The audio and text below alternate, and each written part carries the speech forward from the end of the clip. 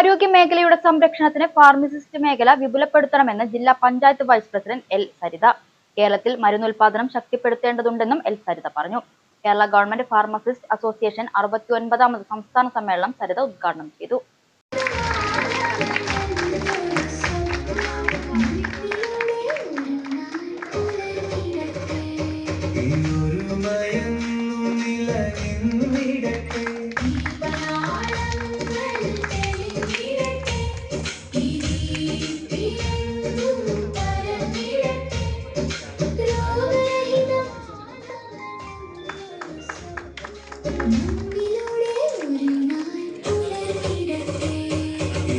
രോഗികളുടെ എണ്ണം വർദ്ധിക്കുകയും ആനുപാതികമായി ജീവനക്കാരുടെ എണ്ണം വർദ്ധിക്കാത്തത് പ്രതിസന്ധി ഉണ്ടാക്കുന്നുണ്ട്.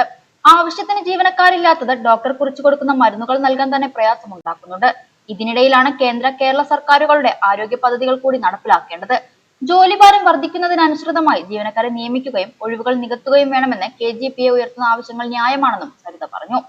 സംസ്ഥാന പ്രസിഡന്റ് അനിത DV അധ്യക്ഷത വഹിച്ചു. DMO TV Roshan, general secretary Abhilash Jayaram, വിവിധ സംഘടനാ ഭാരവാഹികളായ KC Ajith Kumar, B Rajan, Mohandas MV, Saju Kuriakose, Vinod Kumar K, Ganesh S എന്നിവർ പങ്കെടുത്തു സംസാരിച്ചു.